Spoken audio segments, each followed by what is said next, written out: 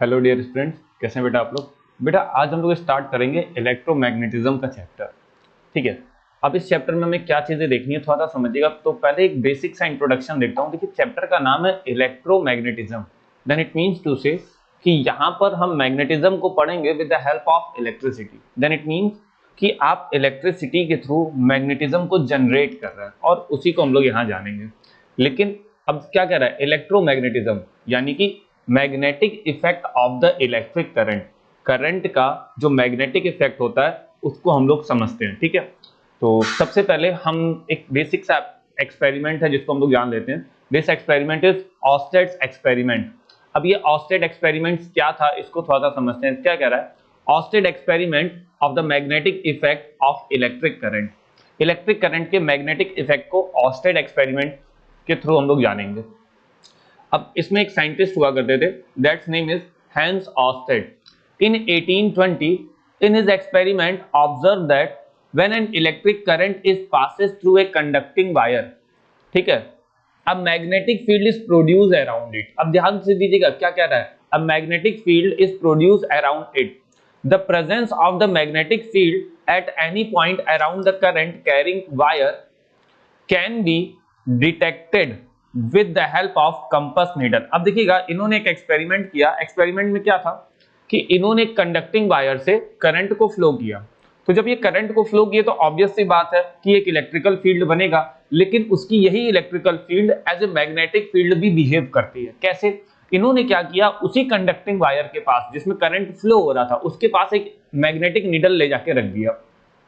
और जब magnetic needle ले जाके इन्होंने रखा तो चेक किया, ये देखा, ऑब्जर्व किया कि जब वायर में करंट फ्लो हो रही है तो मैग्नेटिक नीडल क्या कर रही है, मोशन कर रही है, यानी कि वो टिल्ट हो रही है बार बार।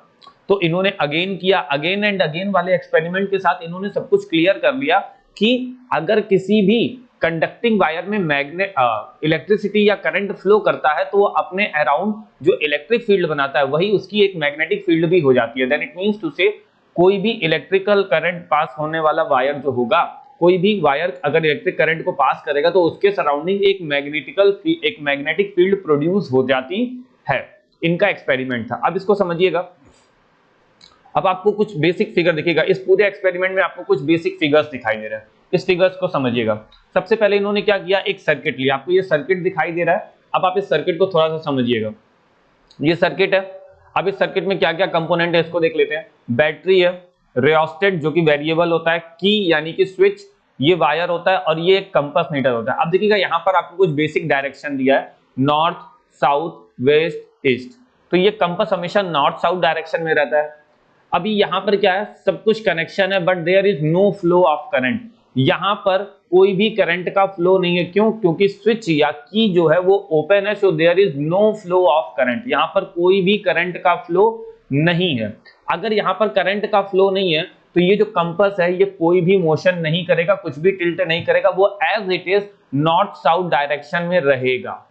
लेकिन जैसे ही करंट फ्लो होना स्टार्ट होता है, अब देखिए दूसरे सर्किट में करंट पॉजिटिव टर्मिनल से फ्लो होना स्टार्ट होता है। जैसे ही करंट फ्लो होता है तो सर्किट कंप्लीट है, क्योंकि स्विच ऑफ ऑन है, सर्किट कंप्लीट है, करंट फ्लो होता है तो ये मैग्नेटिक नीडल क्या होती है, टिल्ट करना स्टार्ट करती है।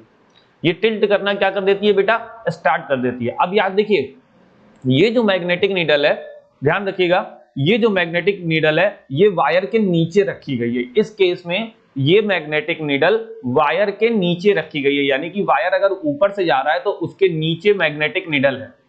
तो जब मैग्नेटिक नीडल को देखा गया, ऑब्जर्व किया गया, तो ये देखा गया जब करंट फ्लो हो रहा है तो मैग्नेटिक नीडल टुवर्ड्स ईस्ट और वेस्ट की डायरेक्शन में मोशन करिए। इसका मतलब अगर आप इस मैग्नेटिक नीडल को ध्यान से देखेंगे तो ये मैग्नेटिक नीडल थी, ये इस तरफ हल्की सी टिल्ट हुई जब इसके ऊपर से करंट ऐसे फ्लो हुआ। ठीक है बेटा, यानी कि मैग्नेटिक नीडल समझिएगा, ये मैग्नेटिक नीडल है और इसके ऊपर वायर है, वायर ऐसे फ्लो हो रहा है, टच नहीं है, थोड़ा सा ऊपर है, या फिर आप टच भी कर सकते हो, कोई दिक्कत नहीं। तो ऊपर से वायर फ्लो हो रहा है, वायर से करंट फ्लो हो रहा है और मैग्नेटिक नीडल है वो इस तरीके से टिल्ट कर रही है। ठीक है, तो यहां पर आपको मैग्नेटिक नीडल का टिल्ट दिखाई दे रहा है। अब हमने क्या किया, करंट की डायरेक्शन को ही चेंज कर दिया। नेक्स्ट वाले केस में हमने करंट की डायरेक्शन को चेंज कर दिया। अभी करंट देखो कैसे जा रही थी, साउथ टू नॉर्थ जा रही थी, नीडल के अकॉर्डिंग साउथ टू नॉर्थ जा रही थी। तो इसका नॉर्थ पोल अंदर की तरफ मूव किया और साउथ पोल बाहर की तरफ। अब करंट की डायरेक्शन को ही चेंज कर दिया। तो जब करंट की डायरेक्शन को हमने यहां पर चेंज किया तो देख रहे हैं कि करंट नॉर्थ टू साउथ इस तरीके से जा रही है करंट। तो जब इस तरीके से जा रही थी तो फिर भी ये मैग्नेटिक नीडल टिल्ट किया। इस बार मैग्नेटिक नीडल कैसे टिल्ट किया, इस बार साउथ वाला अंदर की तरफ और नॉर्थ वाला बाहर की तरफ हम देख रहे हैं। ठीक है, ये हो गया। दूसरी चीज अब देखिएगा यहां पर क्या किया गया, अभी ये जो मैग्नेटिक, ये जो था हमारा मैग्नेटिक नीडल वो इलेक्ट्रिकल वायर के नीचे था। इस बार हमने मैग्नेटिक नीडल को इलेक्ट्रिकल वायर के ऊपर कर दिया। तो जब हमने मैग्नेटिक नीडल जो पहले नीचे थी वो हमने वायर के ऊपर कर दिया। जब ऊपर किया तो क्या ऑब्जर्व होता है, पहला वाला केस, इस वाले केस की तरह करंट कैसे जा रही है, इस तरीके से जा रही है। तो यहां पर भी करंट इस तरीके से ही जा रही है, यहां करंट ऐसे अपोजिट जा रही थी। तो इसको मैग्नेटिक नीडल इस बार ऊपर आ गया है और करंट सेम इस वाली की तरीके से फ्लो हो रही है। तो हम देखेंगे कि इस वाले तरीके में पहले नॉर्थ पोल अंदर की तरफ जा रहा था, साउथ बाहर की तरफ आ रहा था। लेकिन जब मैग्नेटिक नीडल ऊपर हो गई तो साउथ अंदर की तरफ जा रहा है और नॉर्थ बाहर की तरफ आ रहा है। ठीक है, अब यहां पर मैग्नेटिक नीडल बेटा इलेक्ट्रिक वायर के ऊपर है। अब हमने इसके भी डायरेक्शन को इंटरचेंज किया। अब करंट ऐसे फ्लो हो रहा है और मैग्नेटिक नीडल ऊपर है, अबव द वायर है, तो यहां पर नॉर्थ अंदर की तरफ जा रहा है और साउथ बाहर की तरफ जा रहा है। अब यहां थोड़ा सा समझिएगा, ये जो पहला वाला केस है जब मैग्नेटिक नीडल नीचे हो, और ध्यान दीजिएगा जब मैग्नेटिक नीडल नीचे होती है, ठीक है, और एक केस है जब मैग्नेटिक नीडल ऊपर होती है। तो अगर मैग्नेटिक नीडल नीचे है तब भी उसका टिल्ट ऐसे हो रहा था, और यहां पर मैग्नेटिक नीडल ऊपर है तो भी उसका टिल्ट ऐसे हो रहा था। लेकिन यहां पर करंट की डायरेक्शन दोनों में क्या थी बेटा, अल्टर थी। ठीक है, याद रखिएगा यहां पर करंट की डायरेक्शन दोनों में क्या हो रही है, अल्टर हो रही है। ठीक है, तो यहां पर ये करंट सॉरी इस डायरेक्शन में फ्लो कर रहा है। ठीक है, यहां पर करंट इस डायरेक्शन में फ्लो कर रहा है, तो ये अल्टर हो रही है। सेम इन दोनों के केस में हो रहा है। ठीक है, और यही सेम पहले और इस वाले केस में हो रहा है। तो सबसे पहला केस, ये तो न्यूट्रल वाला केस था, इसको अवॉइड करते थे, ये न्यूट्रल वाला केस था। तो ये पहला केस हो गया हमारा, ये दूसरा, ये तीसरा और ये चौथा।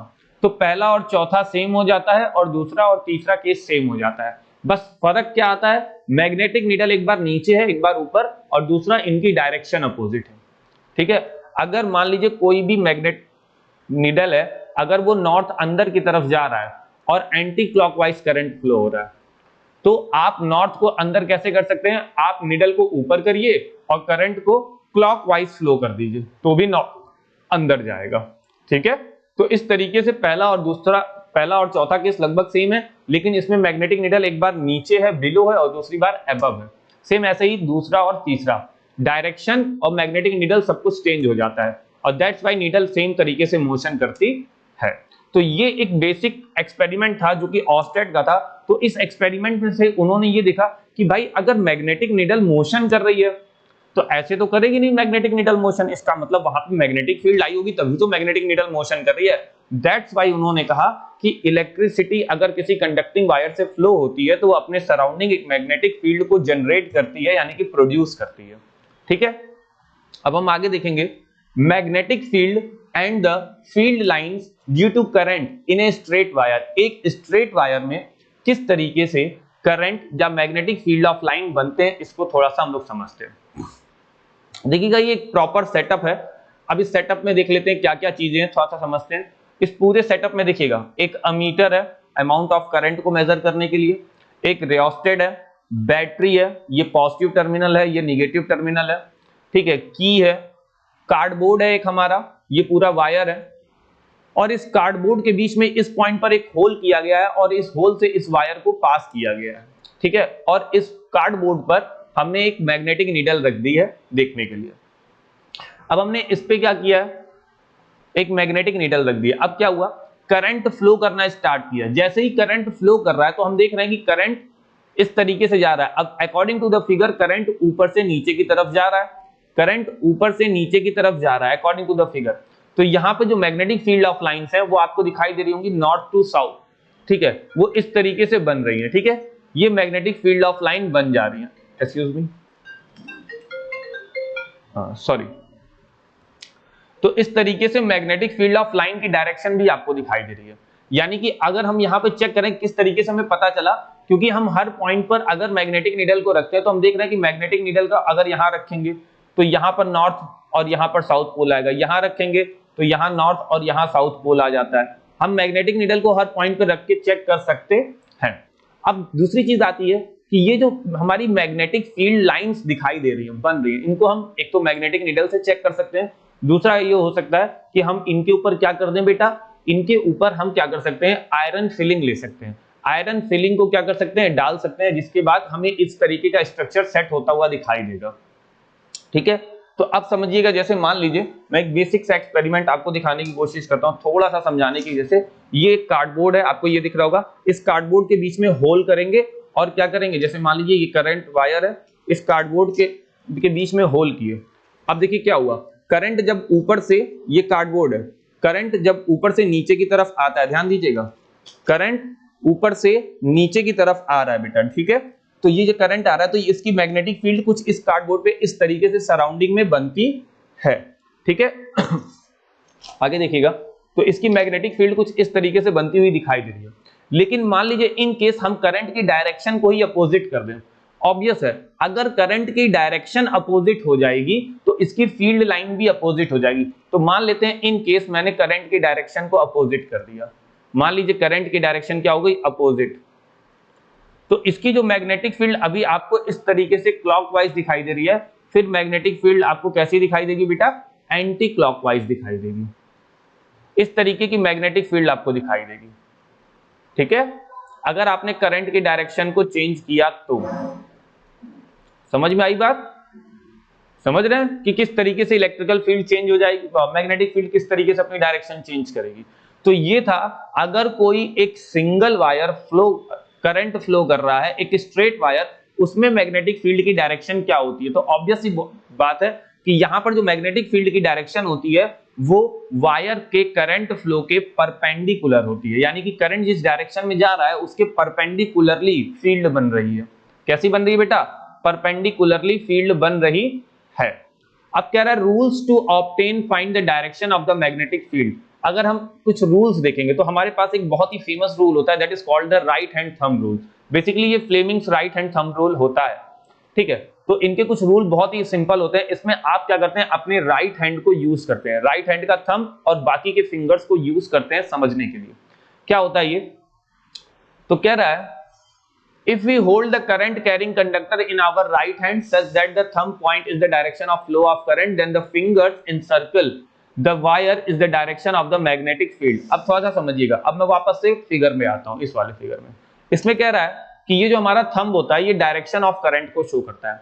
अगर डायरेक्शन ऑफ करंट ऊपर है तो हमारे बाकी हाथ, अगर मैं राइट हैंड को लूं, थंब को निकालूं तो ये डायरेक्शन हो गई करंट की, और बाकी हाथ जिस तरफ फोल्ड हो रहा है, इनसर्किल हो रहा है, हमारा पूरा पाम किस तरफ इनसर्किल हो रहा है, अगर इस तरीके से इनसर्किल हो रहा है तो ये जो डायरेक्शन बनेगी बेटा, ये वाली, ये क्या हो जाएगा बेटा हमारा, ये हो जाएगा बेटा हमारे लिए मैग्नेटिक फील्ड की लाइंस की डायरेक्शन। अब आप इस फिगर को देखिएगा, पहले ओरिजिनली करंट नीचे आ रहा था, तो अब आप इस फिगर के अकॉर्डिंग अपने हैंड को भी यूज करेंगे, करंट को नीचे लाएंगे और आप अपने हाथ को बंद करेंगे तो देखेंगे कि ये डायरेक्शन बन रही है। तो अगर आप मैग्नेटिक फील्ड ऑफ लाइन को देखिए, क्या वो उसी तरीके से पास हो रहा है कि नहीं हो रहा है, करंट अगर नीचे जा रही है तो मैग्नेटिक फील्ड ऑफ लाइन ऐसे बन रही है, इस तरीके से, और जब मैंने करंट को ऊपर किया, ऊपर की तरफ, तो मैग्नेटिक फील्ड ऑफ लाइन इस तरीके से बनी।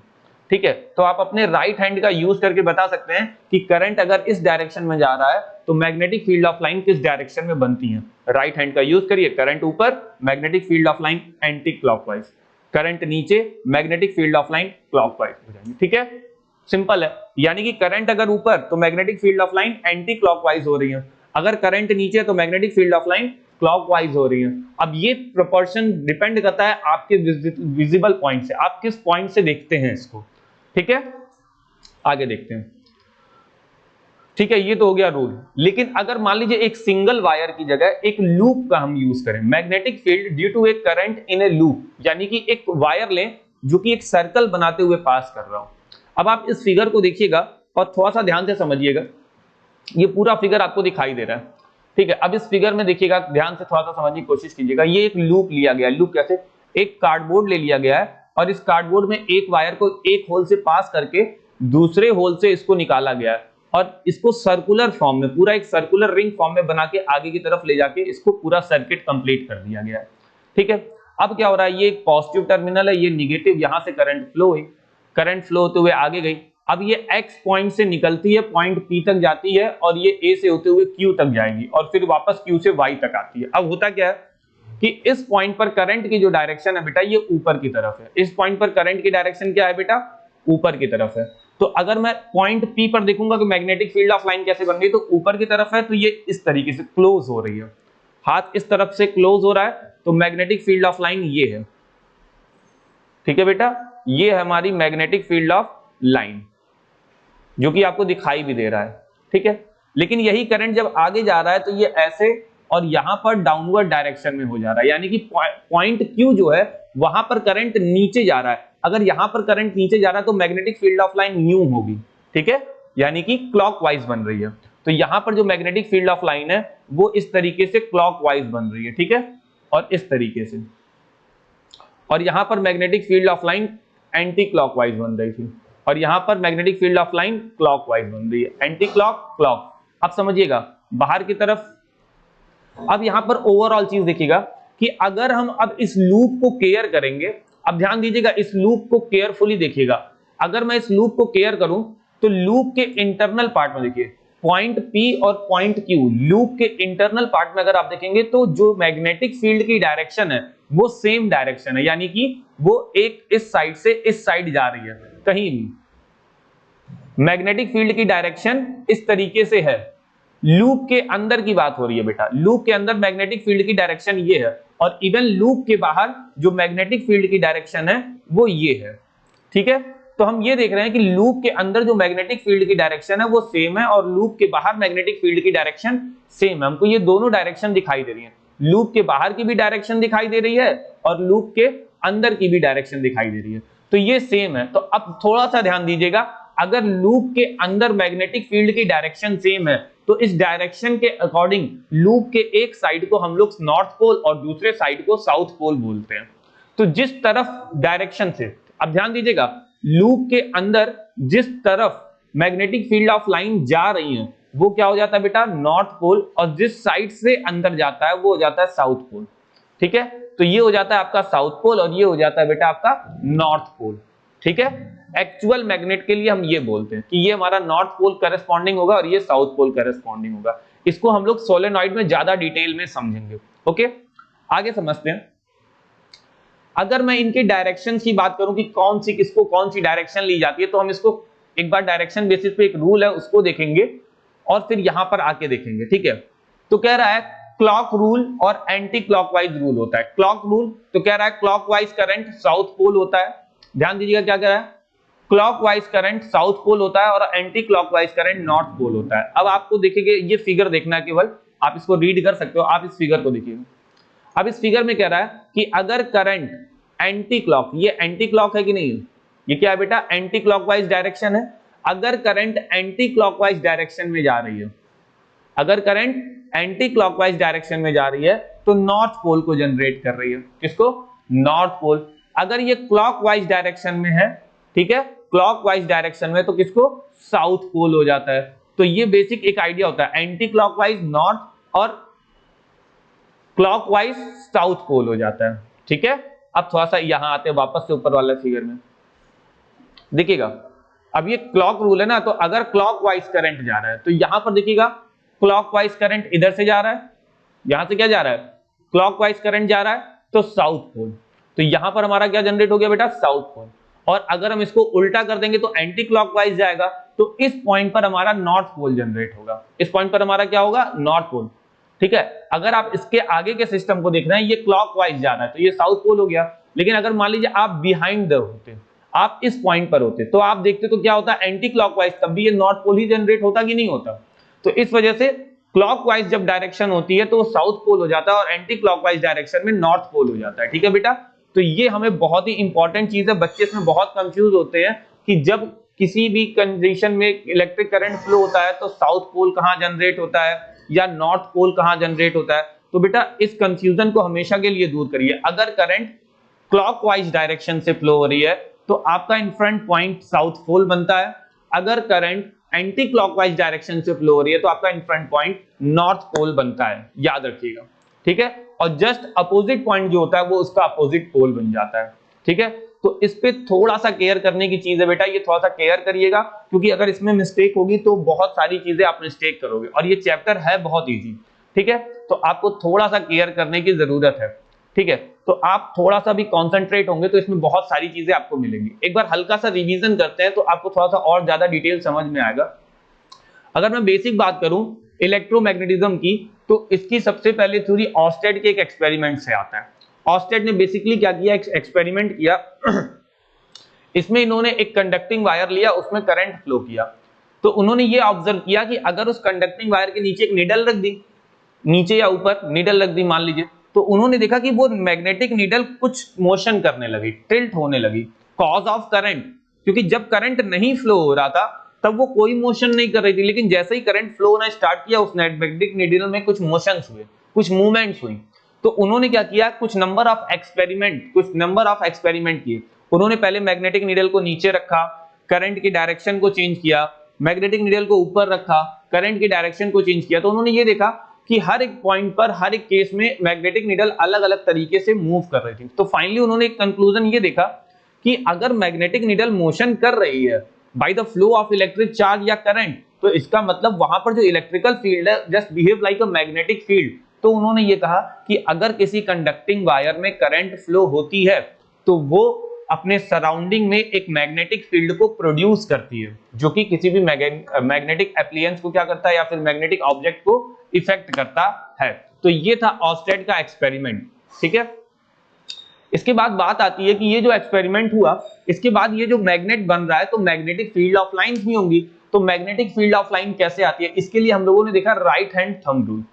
तो हमारा राइट हैंड जो थंब होता है बेटा, ये करंट की डायरेक्शन को शो करता है, और बाकी का हैंड हमारा जिस तरफ फोल्ड होता है, तो अगर मान लीजिए करंट ऊपर जा रहा है और बाकी का हैंड इस तरफ फोल्ड हो रहा है, तो हमारे मैग्नेटिक फील्ड की डायरेक्शन इस तरीके से होगी। ठीक है, अगर मान लीजिए करंट नीचे जा रहा है तो आपके इस डायरेक्शन में होगी। Is that clear? यानी कि जो मैग्नेटिक फील्ड की डायरेक्शन है वो करंट की डायरेक्शन के परपेंडिकुलर होती है। ठीक है बेटा, आगे चीजों को देखते हैं। इसके बाद हम लोगों ने एक सिंगल वायर के साथ एक्सपेरिमेंट देखा, और फिर एक लूप के साथ भी हम लोगों ने एक्सपेरिमेंट को देखा कि किस तरीके से एक लूप के साथ ये एक्सपेरिमेंट कंप्लीट होता है। और इसमें एक जनरल चीज निकल के आती है कि अगर लूप के साथ ये एक्सपेरिमेंट हो रहा है तो लूप के अंदर जो मैग्नेटिक फील्ड की डायरेक्शन होगी वो पर्टिकुलर सेम डायरेक्शन होगी, चाहे वो पॉइंट P के पास का पॉइंट हो चाहे Q के पास का, हर एक डायरेक्शन क्या होगी, सेम। पूरे लूप के अंदर पॉइंट P से पॉइंट Q के अंदर मैग्नेटिक फील्ड की डायरेक्शन साउथ टू नॉर्थ होती है। मैग्नेटिक फील्ड की डायरेक्शन लूप के अंदर साउथ टू नॉर्थ होती है और लूप के बाहर नॉर्थ टू साउथ हो जाती है। सेम डायरेक्शन हमको दिखाई देती है। तो यहां से एक बड़ा कंक्लूजन निकल के आता है, जिसमें हम लोग आगे सोलेनॉइड वगैरह में यूज करेंगे, थोड़ा सा डिटेल समझेंगे। ठीक है, ये तो सिंगल लूप है, वहां मल्टीपल लूप्स मिलते हैं हमें, तब हमें समझ में आएगा कि वो मल्टीपल लूप्स और ये सिंगल लूप्स किस तरीके से कनेक्टेड होते हैं। ठीक है बेटा, तो इसकी डायरेक्शन को चेक करने के लिए हमारे पास एक रूल होता है कि अगर करंट क्लॉकवाइज डायरेक्शन में फ्लो हो रहा है तो साउथ पोल, और अगर करंट एंटी क्लॉकवाइज डायरेक्शन में फ्लो हो रहा है तो नॉर्थ पोल। ये बेसिक इसको फाइंड करने का बेटा रूल होता है। Is that clear? तो आई होप आप इस चैप्टर को बहुत अच्छे से एंजॉय करेंगे। That is our first lecture. हम लोग नेक्स्ट लेक्चर में मिलेंगे बाकी चीजों को लेकर, लेकिन आपको जरूर से इस चैप्टर को हल्का सा रिवाइज करते हुए चलिए, रेगुलर पढ़ते हुए चलिए, ताकि आपको कोई प्रॉब्लम ना हो। ओके, फिर मिलते हैं बेटा नेक्स्ट लेक्चर में। Bye bye.